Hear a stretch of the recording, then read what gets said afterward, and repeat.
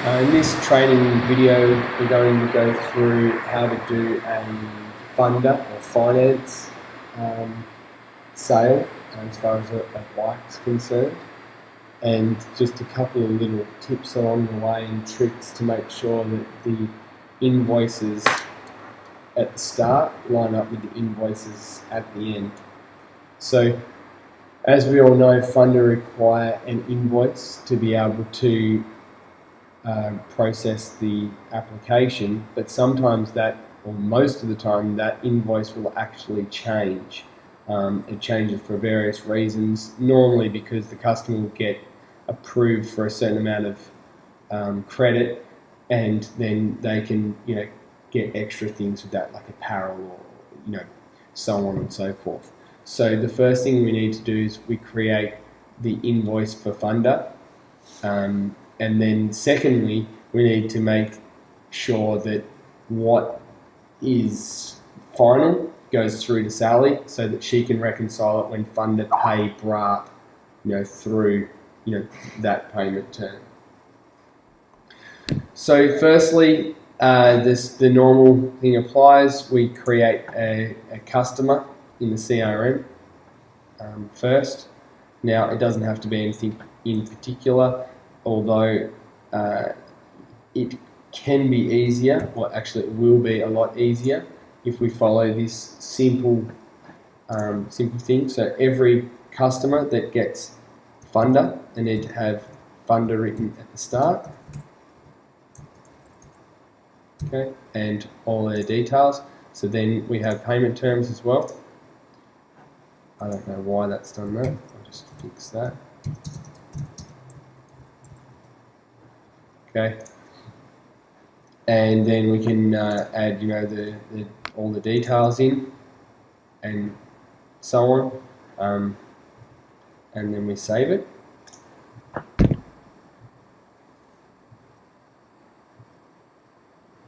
Then we can set up a sales order,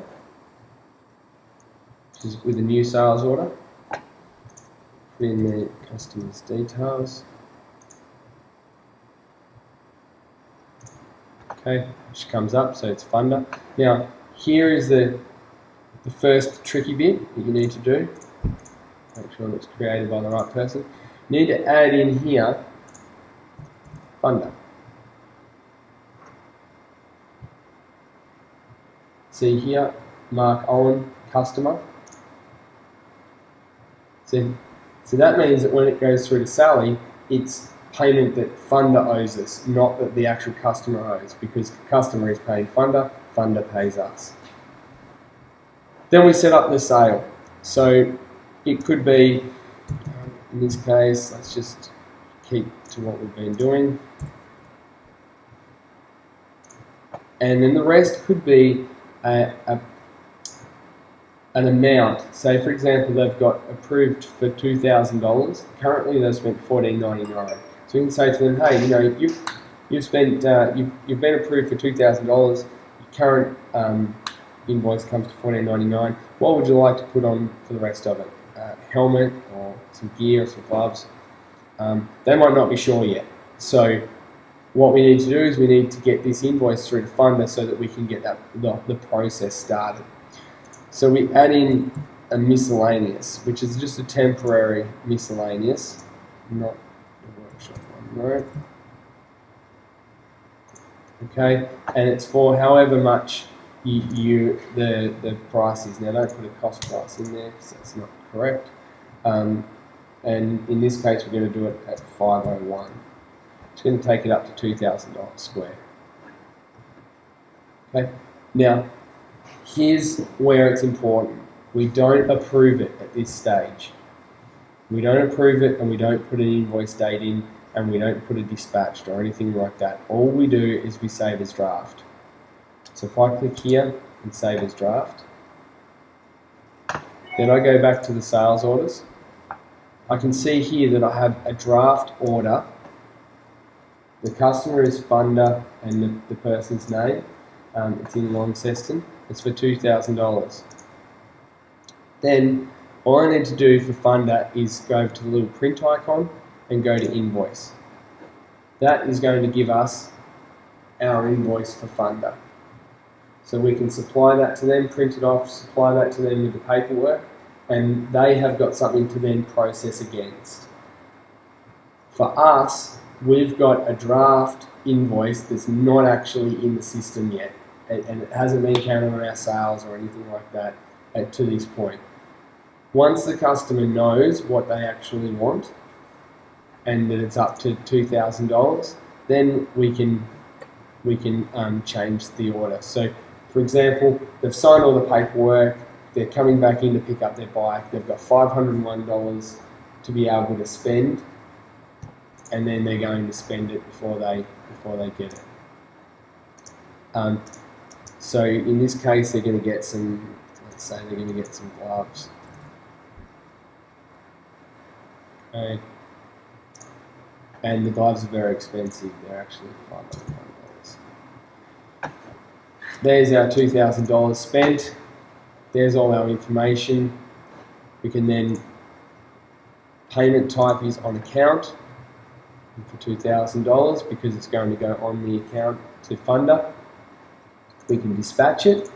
Today it's going to ask me for a serial number, so I can stick in the serial number there, and then the invoice date, approve, and that customer can walk out the door as long as they've got their paperwork for Funda signed. They can walk out the door with their bike there and then and take it away. Now there's obviously some variances over this, this remaining amount that gets left there. You can also process a credit on their account so they would have in-store credit, to be able to spend. That's another way of doing it. There's also other products and so on, and they can spend up to that amount. You could also do a gift voucher as well.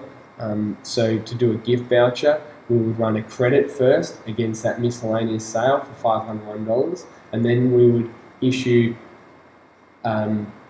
gift vouchers to that amount on their account. So I can show you how that would work, just for interest's sake now. So we have miscellaneous for 501. Oops, sorry. 501. Okay. And it's on account. We approve it. Right, the customer's ready to go out the door. They say, oh, that $501, I just want gift vouchers for that. Okay, no worries. So we'll go to review this. We're going to run a credit against their account for that miscellaneous sale of $501. And we transfer the products. This brings us up our credit note, which we've seen before. The payment is on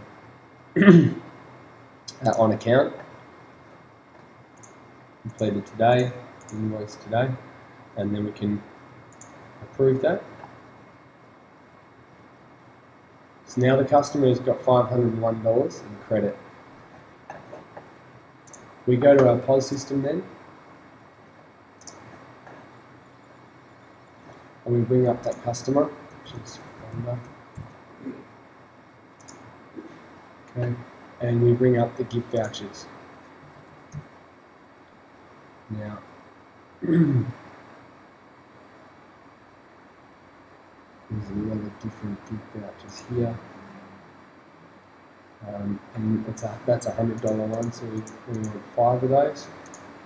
Add, and you can see there it gives the gift voucher codes out. We can then pay, and we'll be paying on account. Okay, so that one there. Go on account,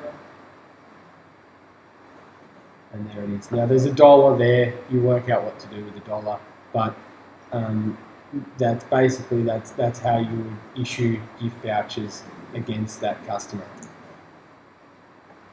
and that's how you do a Funda sale. Nothing else changes apart from the rest of it. Register the customer with lifetime warranty, fill out the sales process book. All those things still apply, and dot your I's and cross your T's as far as the Funda paperwork's concerned, and make sure that Sally's made aware of the customer that's just gone through on Funda, and keep her in the loop, because she needs to match the payments up when Funda pay us at the back end of it.